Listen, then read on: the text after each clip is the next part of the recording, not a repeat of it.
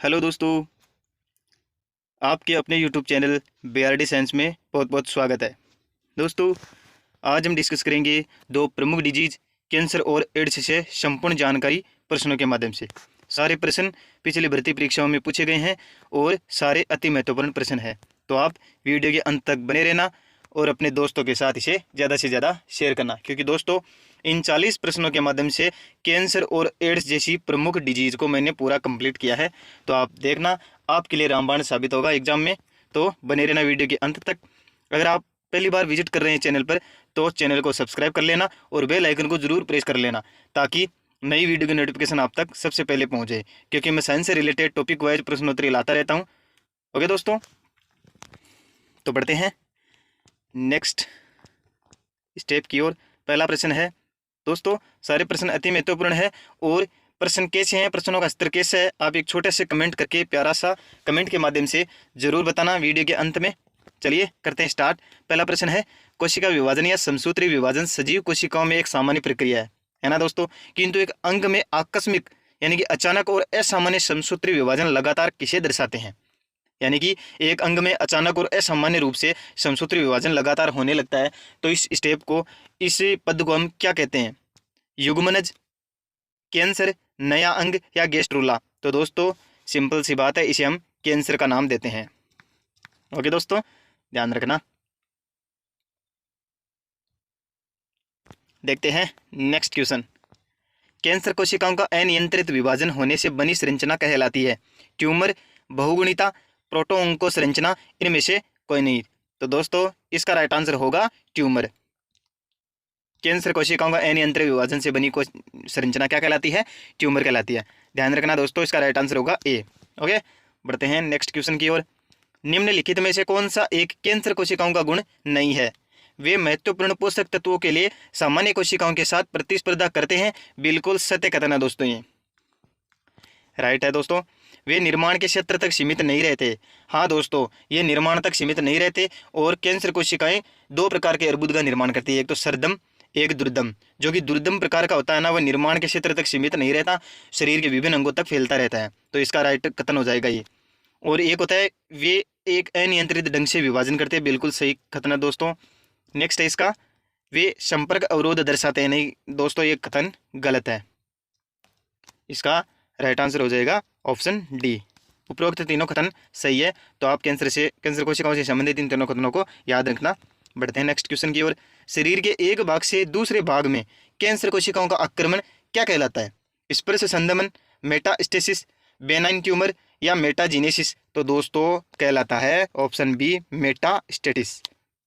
Metastasis दुर्दम अर्बुद का प्रकार है। जो कि अर्बुद होता है ना, वो एक अंग तक सीमित नहीं रहता है, एक भाग से दूसरे भाग में कैंसर कोशिकाओं का आक्रमण यानी कि होता रहता है, तो इस गुण को मेटास्टेटिस कहते हैं। यह दुर्दम अर्बुद में होता है। दुर्दम अर्बुद सबसे खतरनाक अर्बुद माना जाता है दोस्तों। ओके, बढ़ते हैं नेक्स्ट क्वेश्चन की ओर। कैंसर कोशिकाएं निम्न में से किसके द्वारा प्रसारित होती है? लिम्फ के द्वारा, रुधिर के द्वारा, मेलिग्नेंट ट्यूमर की द्वितीयक वृद्धि के द्वारा, उपरोक्त सभी। तो दोस्तों इसका राइट आंसर होगा उपरोक्त सभी। ओके दोस्तों, लिम्फ के द्वारा भी, रुधिर के द्वारा भी और मेलिग्नेंट ट्यूमर की द्वितीयक वृद्धि के द्वारा भी कैंसर कोशिकाएं प्रसारित होती रहती है। बढ़ते हैं नेक्स्ट क्वेश्चन है, ट्यूमर का कौन सा प्रकार उसकी वास्तविक स्थिति तक सीमित रहता है और शरीर के दूसरे भागों तक नहीं फैलता? तो दोस्तों इसका राइट आंसर होगा बेनाइन ट्यूमर। बेनाइन ट्यूमर किसका प्रकार है? सरदम, सरदुम या दुर्दम, दो प्रकार के होते हैं। सरदुम ट्यूमर का यह बेनाइन ट्यूमर प्रकार है, जो कि वास्तविक स्थिति तक ही सीमित रहता है, अन्य अंगों तक नहीं फैलता। अन्य अंगों तक फैलता है दुर्दम अर्बुद, जिसे मेलिग्नेंट ट्यूमर भी बोला जाता है। ओके दोस्तों, ध्यान रखना इन दोनों को, वेरी इंपॉर्टेंट कर लेना, कंफ्यूज नहीं होना। बढ़ते हैं 7 नंबर क्वेश्चन की ओर। सामान्य कोशिका का कैंसर जनक कोशिका में परिवर्तित होना प्रेषित होता है? कैंसर जन, यूवी किरणें, एक्स किरणें या ये सभी? तो दोस्तों इन सभी के द्वारा सामान्य कोशिका कैंसर जनक कोशिका में परिवर्तित हो जाती है। ओके दोस्तों, वेरी इंपॉर्टेंट करना, इन कारकों को ध्यान में रख लेना। बढ़ते हैं नेक्स्ट क्वेश्चन की ओर। भौतिक कैंसरजन होते हैं यूवी किरणें, एक्स किरणें, गामा किरणें। ये सारे भौतिक कैंसरजन होते हैं, भौतिक रूप से कैंसर को उत्पन्न करने वाले होते हैं। गामा किरण, एक्स किरण और यूवी किरणें। ओके दोस्तों, उपरोक्त सभी इसका राइट आंसर हो जाएगा। बढ़ते हैं नेक्स्ट क्वेश्चन की ओर। रासायनिक कैंसर जन धुएं में उपस्थित होते हैं, वे निम्न में से मुख्य कारण के रूप में पहचाने गए हैं। फेफड़े का कैंसर, यकृत का कैंसर, मुख का कैंसर, इनमें से कोई नहीं। तो दोस्तों रासायनिक कैंसर जन धुएं में सांस के अंतर्गत हमारे शरीर में प्रवेश करता है और फेफड़ों का कैंसर उत्पन्न करने के लिए जिम्मेदार होता है। तो इसका राइट आंसर होगा फेफड़े का कैंसर। ओके दोस्तों, देखते हैं नेक्स्ट क्वेश्चन। कैंसर जनक वायरस कहलाते हैं रेट्रोवायरस, ऑन्कोजेनिक वायरस, एडिनोवायरस या पॉक्स वायरस। तो दोस्तों कैंसर जनक वायरस होते हैं ऑन्कोजेनिक वायरस, है ना दोस्तों। ऑन्कोजेनिक वायरस कैंसर जनक वायरस कहलाते हैं। वेरी इंपॉर्टेंट कर लेना, कई बार पूछा गया एग्जाम में, तो आप ध्यान रखना। बढ़ते हैं नेक्स्ट क्वेश्चन की ओर। निम्नलिखित में से कौन सी तकनीक का उपयोग कैंसर का पता लगाने के लिए किया जाता है? MRI, रेडियोग्राफी यानी कि एक्सरे, CT स्कैन यानी कि कंप्यूटर टोमोग्राफी, है ना दोस्तों। तो इसका राइट आंसर हो जाएगा उपरोक्त सभी, है ना। CT scan, radiography, MRI cancer का पता लगाने वाली तकनीकी है। देखते हैं नेक्स्ट क्वेश्चन। आंतरिक अंगों के कैंसर का किसके द्वारा पता लगाया जा सकता है? रेडियोग्राफी, कंप्यूटेड टोमोग्राफी यानी कि CT scan, magnetic resonance imaging यानी कि MRI या ये सभी। तो दोस्तों उपयुक्त सभी आंतरिक अंगों के कैंसर का पता लगाने के लिए उपयोग किया जाता है, लेकिन इसमें मुख्य रूप से MRI प्रयोग होता है ना दोस्तों। इसका राइट आंसर है ये सभी, लेकिन मुख्य रूप से पूछे तो MRI हो जाएगा, है ना दोस्तों। देखते हैं नेक्स्ट क्वेश्चन। थायराइड के कैंसर की पहचान के लिए कौन से रेडियो एक्टिव समस्थानिक का प्रयोग किया जाता है? Iodine 131, carbon 14, uranium 238, phosphorus 32। तो दोस्तों थायराइड कैंसर की पहचान के लिए आयोडीन 131 रेडियो एक्टिव समस्थानिक का प्रयोग किया जाता है। आयोडीन 131, आयोडीन 131 थायराइड के कैंसर की पहचान के लिए उपयोग किया जाता रेडियो एक्टिव समस्थानिक का। ओके, देखते हैं 14 नंबर क्वेश्चन है। महिलाओं में सामान्यतः होने वाला कैंसर है गर्भाशय कैंसर, स्तन कैंसर, त्वचा कैंसर या रुधिर कैंसर। तो दोस्तों महिलाओं में वर्तमान समय में सामान्यतः होने वाला कैंसर है स्तन कैंसर। स्तन कैंसर महिलाओं में सामान्य रूप से होने वाला एक कैंसर है, वर्तमान समय में प्रमुख कैंसर माना जाता है। ओके दोस्तों, ध्यान रखना। देखते हैं नेक्स्ट क्वेश्चन। प्रोस्टेट कैंसर का पता लगाने के लिए कौन सा एंजाइम उपयोगी है? वेरी इंपॉर्टेंट करना दोस्तों, पूछा जा सकता है एग्जाम में। प्रोस्टेट कैंसर का पता लगाने के लिए न्यूक्लियस एंजाइम या एल्कालाइन फोस्फेटेज, गामा GT पेज या एसिड फोस्फेटेज। तो दोस्तों प्रोस्टेट कैंसर का पता लगाने के लिए एसिड फोस्फेटेज एंजाइम का प्रयोग किया जाता है। ओके दोस्तों, ध्यान रखना, वेरी इंपॉर्टेंट करना, पूछा जा सकता है एग्जाम में। देखते हैं नेक्स्ट क्वेश्चन। कैंसर ट्यूमर से प्राप्त कोशिकाएं कहलाती है हाइब्रिडोमा, माइलोमास, लिम्फोसाइट या मोनोक्लोनल कोशिकाएं। तो दोस्तों कैंसर ट्यूमर से प्राप्त यानी कि कैंसर के अर्बुद से जो कोशिकाएं प्राप्त होती है उन्हें हम क्या कहते हैं? माइलोमास कहते हैं दोस्तों। क्या कहते हैं? माइलोमास। इसका राइट आंसर हो जाएगा ऑप्शन बी, माइलोमास कहा जाता है। देखते हैं नेक्स्ट क्वेश्चन। एड्स फैलाने में सहायक हो सकता है खुले में शौच? नहीं दोस्तों। हाथ मिलाना? गलत कथन है दोस्तों। रुधिर आदान? ये सही कथन है दोस्तों। उपयुक्त सभी तो वैसे ही गलत हो गया। इसका राइट आंसर होगा ऑप्शन सी, रुधिर आदान। एड्स फैलाने में रुधिर आदान, असुरक्षित यौन संबंध, यदि संक्रमित स्त्री है तो उसके बच्चों में भी हो सकता है, संक्रमित सुई के द्वारा भी हो सकता है। इन चारों को आप ध्यान में रखना, एग्जाम में सीधे पूछ लिया जाता है। देखते हैं नेक्स्ट क्वेश्चन। सारे प्रश्न अति महत्वपूर्ण दोस्तों। और भी बायोलॉजी के साइंस से रिलेटेड टॉपिक वाइज महत्वपूर्ण प्रश्नों के लिए BRD साइंस पर विजिट करें और वहाँ से टॉपिक वाइज महत्वपूर्ण सारे प्रश्न करवा रखे हैं, तो आप वहाँ से देखना जरूर दोस्तों, और अपने मित्रों के साथ ज़्यादा से ज़्यादा शेयर करना। देखते हैं प्रश्न है, एड्स के रोगी में HIV वायरस प्रभावित करता है साइटोटॉक्सिक T कोशिका को, MN कोशिका को, निरोधक कोशिका को या सहायक T कोशिका को? तो दोस्तों वेरी इंपॉर्टेंट करना, एड्स के रोगी में HIV वायरस सहायक T कोशिका को प्रभावित करता है, सहायक T कोशिकाओं की संख्या में कमी लाता है। ओके दोस्तों, इसका राइट आंसर हो जाएगा सहायक T कोशिका, है ना दोस्तों। बढ़ते हैं, इंपॉर्टेंट करना, ये पूछा गया एग्जाम में कई बार, तो पूछा जा सकता है। बढ़ते हैं नेक्स्ट क्वेश्चन की ओर। एड्स HIV के कारण होता है जिसमें मुख्य रूप से संक्रमित होते हैं सभी लिम्फोसाइट, सक्रिय कारक B कोशिकाएं, T4 लिम्फोसाइट, साइटोटॉक्सिक T कोशिका। दोस्तों एड्स HIV का कारण होता है, आपको पता है, और इसमें मुख्य रूप से संक्रमित होता है T4 लिम्फोसाइट सेल्स, है ना दोस्तों। T4 लिम्फोसाइट मुख्य रूप से संक्रमित होती है। देखते हैं नेक्स्ट क्वेश्चन, एड्स किसके कारण होता है? वायरस के कारण, रिट्रोवायरस के कारण, जीवाणु से, या TMV यानी कि टोबैको मोजेक वायरस से? तो दोस्तों इसका राइट आंसर होगा रिट्रो वायरस। किसके कारण होता है? रिट्रो वायरस के कारण एड्स होता है। बढ़ते हैं नेक्स्ट क्वेश्चन की ओर। एड्स का परीक्षण होता है विडोल परीक्षण, बायोप्सी परीक्षण, एलाइजा परीक्षण, या कई जीव परीक्षण? दोस्तों एड्स का परीक्षण होता है एलाइजा परीक्षण। क्या होता है? एलाइजा परीक्षण होता है एड्स का। एलाइजा का पूर्ण नाम होता है एंजाइम लिंक्ड इम्यूनोसोर्बेंट एसे। वेरी वेरी इंपॉर्टेंट करना दोस्तों, पूर्ण नाम भी पूछ लिया जाता है कई बार, और एड्स का परीक्षण सिद्ध रूप से कई बार एग्जाम में पूछा गया है, तो आप इंपॉर्टेंट कर लेना और ध्यान रखना इन सारे प्रश्नों को।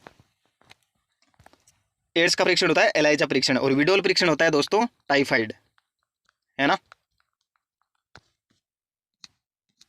टाइफाइड होता है दोस्तों। एड्स का परीक्षण हो गया एलाइजा परीक्षण, विडोल परीक्षण, टाइफाइड। पढ़ते हैं नेक्स्ट क्वेश्चन की ओर।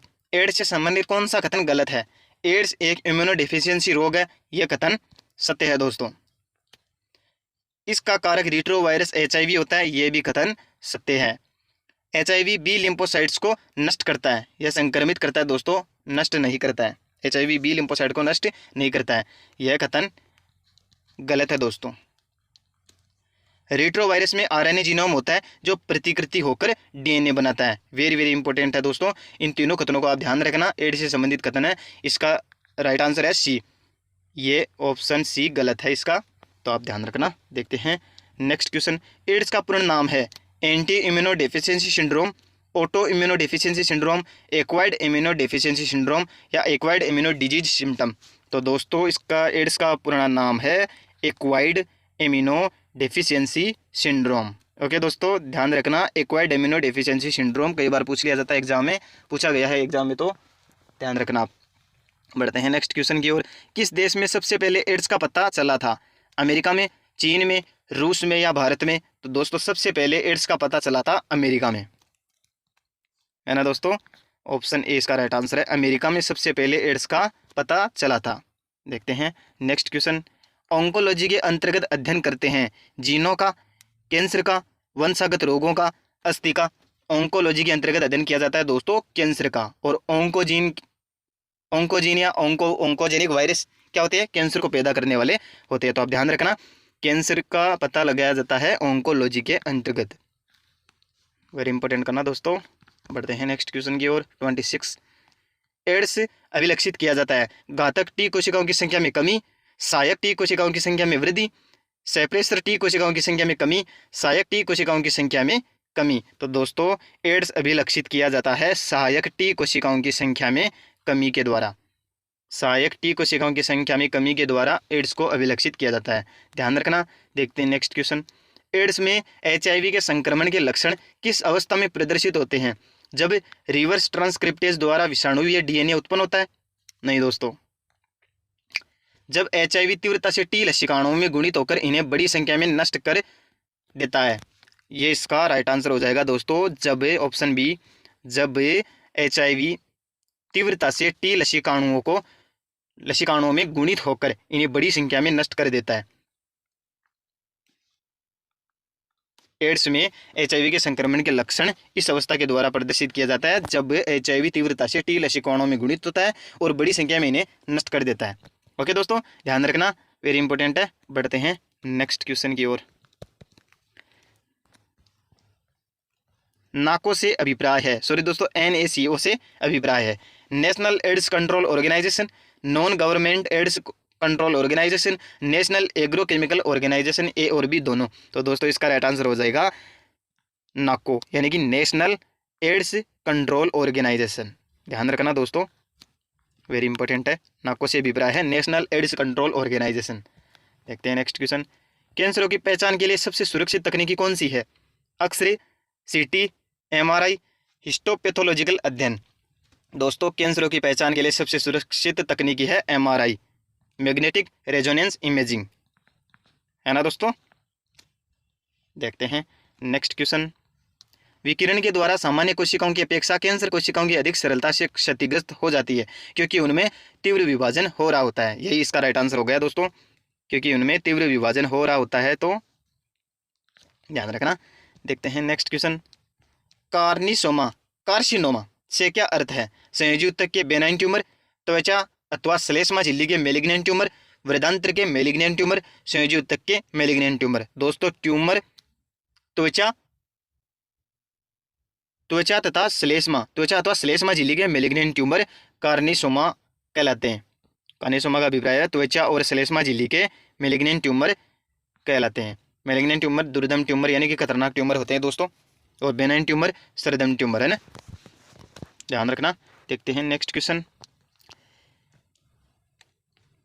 दोस्तों त्वचा या श्लेष्मा झिल्ली के मेलिग्नेंट ट्यूमर त्वचा कैंसर, स्तन कैंसर आदि उत्पन्न करने, आमाशय कैंसर जैसे उत्पन्न करने के लिए जिम्मेदार होते हैं। कार्निसोमा का अभिप्राय होता है, ध्यान रखना, वेरी इंपॉर्टेंट है, नीट में पूछा गया प्रश्न है दोस्तों, तो आप वेरी इंपॉर्टेंट करना और ध्यान रखना। त्वचा तथा श्लेष्मा झिल्ली के मेलिग्नेंट ट्यूमर कार्निसोमा कहलाते हैं। तो मेलिग्नेंट ट्यूमर त्वचा कैंसर, वक्ष कैंसर, आमाशय कैंसर आदि को उत्पन्न करने के लिए जिम्मेदार होते हैं, तो आप ध्यान रखना। देखते हैं नेक्स्ट क्वेश्चन।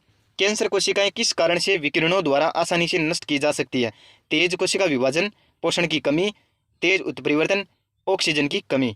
कैंसर कोशिकाएं तेज कोशिका विभाजन के द्वारा, कैंसर कोशिकाएं किस कारण से विकिरणों द्वारा आसानी से नष्ट की जा सकती है? तेज कोशिका विभाजन के द्वारा, है ना दोस्तों, इंपॉर्टेंट है, ध्यान रखना।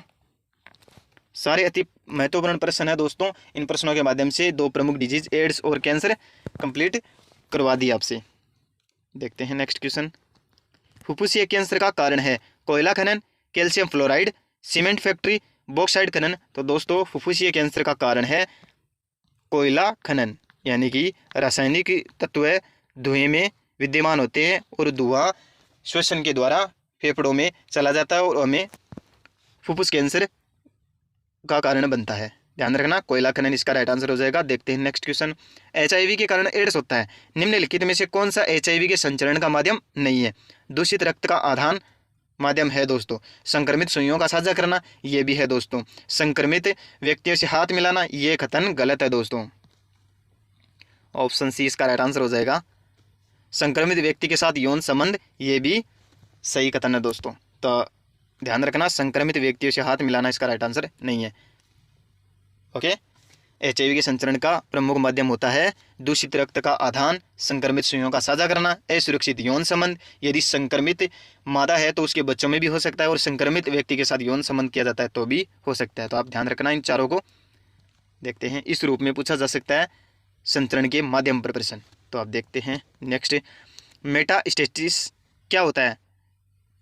सॉरी दोस्तों, मेटास्टेसिस किसका गुण है? शुद्धम अर्बुद का, दुर्दम अर्बुद का, इन दोनों का, या अर्बुद का गुण नहीं है? तो दोस्तों मेटास्टेसिस होता है दुर्दम अर्बुद का प्रमुख गुण माना जाता है, जो कि ऐसा अर्बुद है जो कि शरीर के एक अंग से दूसरे अंग में प्रवेश करता है। तो आप ध्यान रखना। देखते हैं नेक्स्ट क्वेश्चन। कैंसर कोशिकाओं के किस गुण को खो देने के लिए जाना जाता है? कोशिका विभाजन, कोशिका वृद्धि, स्पर्श संदमन या कोशिका संचार। दोस्तों कैंसर कोशिकाएं स्पर्श संदमन गुण को खो देती है। स्पर्श संदमन एक ऐसा गुण होता है, कोशिकाओं के किस गुण को खो देने के लिए जिम्मेदार होती है? सॉरी दोस्तों, स्पर्श संदमन एक ऐसा गुण होता है जिसके माध्यम से कोशिकाएं, स्पर्श संदमन एक ऐसा गुण होता है दोस्तों जिसके माध्यम से जो ट्यूमर होता है ना, दुर्दम अर्बुद होता है ना, वो अन्य कोशिकाओं में फैलने से रोकता है ना दोस्तों। सामान्य कोशिकाएं में ऐसा गुण पाया जाता है, लेकिन कैंसर कोशिकाएं ये गुण खो देती है, तो इनमें दुर्दम अर्बुद अन्य अंगों तक पहुंच जाता है। ये होता है स्पर्श संदमन, इसका राइट आंसर होगा। देखते हैं नेक्स्ट क्वेश्चन। कैंसर कोशिकाएं स्पर्श संदमन गुण को खो देती है, जिसके कारण कैंसर अत्यधिक मात्रा में फैलता रहता है, अनियंत्रित कोशिका विभाजन होता रहता है। देखते हैं नेक्स्ट क्वेश्चन। निम्नलिखित में से कौन सा कैंसर का संभावित कारण नहीं है? पराबैंगनी किरणें है, तंबाकू का धुआं ये भी है दोस्तों, ओंकोजेनिक वायरस भी है, व्यायाम की कमी, ये इसका राइट आंसर हो जाएगा, व्यायाम की कमी। पराबैंगनी किरणें, तंबाकू का धुआं, ओंकोजेनिक वायरस ये है, तो आप ध्यान रखना। देखते हैं नेक्स्ट क्वेश्चन। निम्नलिखित में से गलत युग्म का चयन कीजिए। बायोप्सी, इसमें संदिग्ध ऊतक को काटा जाता है, अभिरंजित किया जाता है और सूक्ष्मदर्शी के नीचे अध्ययन किया जाता है। ये कथन सही है दोस्तों। एमआरआई, इसका उपयोग आंतरिक अंगों के कैंसर का पता लगाने के लिए किया जाता है, ये भी सत्य है। सीटी, इसमें एक्सरे जैसे अनायनीकरण विकिरणों का उपयोग अंगों की 3D छवि बनाने के लिए किया जाता है। सीटी यानी कि कंप्यूटेड टोमोग्राफी, इसमें एक्स किरणों के द्वारा अनायनिक विकिरण नहीं दोस्तों, आयनीकारी विकिरणों के माध्यम से अंगों की त्रिविमीय छवि बनाई जाती है। इसमें ऑप्शन सी गलत है, तो इसका राइट आंसर होगा ऑप्शन सी। आणविक जीव विज्ञान तकनीकी अति संवेदनशील व्यक्तियों में पूर्व पहचान की जाती है, ये कथन सही है, तो इसका राइट आंसर होगा सीटी, जिसमें अनायनीकरण नहीं होगा, आयनीकारी विकिरण के माध्यम से अंगों की 3D छवि बनाई जाती है। तो आप ध्यान रखना इन चारों को, तकनीकों को, वेरी इंपॉर्टेंट है। बढ़ते हैं नेक्स्ट क्वेश्चन की ओर। कैंसर उत्पन्न करने वाले जीन है उत्परिवर्तक जीन, पूरक जीन, एक्सॉन्स या ओंकोजीन। तो दोस्तों ओंकोजीन कैंसर उत्पन्न करने वाले जीन होते हैं। देखते हैं नेक्स्ट क्वेश्चन। निम्नलिखित में से असत्य कथन को पहचानिए। HIV में आनुवंशिक पदार्थ के रूप में RNA होता है, यह कथन सत्य है दोस्तों। HIV T4 लिम्फोसाइट में प्रतिकृति करता है, यह भी कथन सत्य है दोस्तों। प्रति रिट्रो विषाणुवीय ड्रग्स एड्स के उपचार के लिए आंशिक रूप से प्रभावी है, यह भी कथन सत्य है दोस्तों। संक्रमण और एड्स लक्षणों की उपस्थिति के बीच का समय अंतराल कुछ घंटों से 1 सप्ताह तक हो सकता है, यह कथन गलत है दोस्तों। ऑप्शन डी इसका राइट आंसर होगा। कुछ घंटों या कुछ सप्ताह का नहीं, कुछ महीनों या कुछ वर्षों का हो सकता है। संक्रमण और एड्स लक्षणों की उपस्थिति के बीच का समय अंतराल कुछ घंटों की बजाय कुछ महीने या कुछ वर्षों तक हो सकता है, तो इसका राइट आंसर होगा ऑप्शन डी। ओके दोस्तों, उपरोक्त तीनों कथन सत्य हैं, तो आप इसे इंपॉर्टेंट कर लेना और इन तीनों कथनों को याद रखना। आज के लिए इतना ही दोस्तों, मिलते हैं नेक्स्ट वीडियो में एक नेक्स्ट अति महत्वपूर्ण टॉपिक के महत्वपूर्ण प्रश्नों के साथ। और भी अति महत्वपूर्ण प्रश्नों की टॉपिक वाइज देखने हैं तो मेरे यूट्यूब चैनल BRD साइंस पर विजिट करना, और वहाँ से सारे अति महत्वपूर्ण प्रश्न करा रखे हैं मैंने, वेरी इंपॉर्टेंट है। पिछली भर्ती परीक्षा में पूछे गए हैं कहीं ना कहीं, और पूछे जाने की पूरी संभावना है। तो आप टॉपिक वाइज प्रश्नों को देखना और कमेंट करके जरूर बताना कि वीडियो कैसा है, सारे वीडियो कैसे हैं, प्रश्नों का स्तर कैसा है। ओके दोस्तों, मिलते हैं नेक्स्ट वीडियो में। आज के लिए इतना ही। अच्छा लगा वीडियो तो अपने दोस्तों के साथ ज़्यादा से ज़्यादा शेयर करना, और पहली बार विजिट कर रहे हैं आप चैनल पर तो चैनल को सब्सक्राइब जरूर कर लेना, और बेल आइकन को जरूर प्रेस करें, ताकि मैं साइंस से रिलेटेड टॉपिक वाइज महत्वपूर्ण प्रश्न लाता रहता हूँ, उसकी नोटिफिकेशन आप तक पहुँच जाए। ओके, जय हिंद,